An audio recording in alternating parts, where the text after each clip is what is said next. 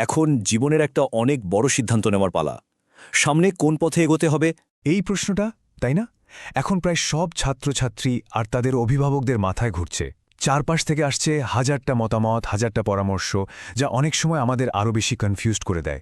কিন্তু একদম চিন্তা করবেন না, আশা করি এই আলোচনা থেকে একটা পরিষ্কার ধারণা পাওয়া যাবে। আজকের এই আলোচনাটা ঠিক সেই নিয়েই। আমরা কমার্স স্ট্রিম বা বাণিজ্য বিভাগকে সহজভাবে বোঝার চেষ্টা করব, যাতে এই বড় ডিসিশনটা নিতে অনেক সুবিধা হয়। মাধ্যমিকের পর স্ট্রিম বেছে নেওয়া মানে কিন্তু শুধু কয়েকটা সাবজেক্ট বেছে নেওয়া নয়, এটা আসলে ভবিষ্যতের ভিতটা গেঁথে দেওয়ার মতো একটা ব্যাপার। চলুন তাহলে সেই ভিতটা নিয়েই কথা বলা যাক। কমার্স শব্দটা শুনলেই আমাদের মাথায় কি আসে? শুধু ব্যবসা, টাকা পয়সা, হিসাব নিকেশ? ব্যাপারটা কিন্তু তার চেয়েও অনেক বড় আর ইন্টারেস্টিং। চলুন একটু ভেঙে দেখি কমার্স আসলে কি।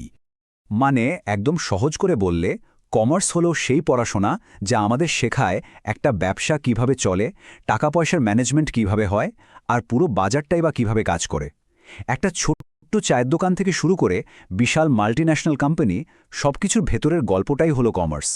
কমার্সের দুনিয়ায় ঢুকতে গেলে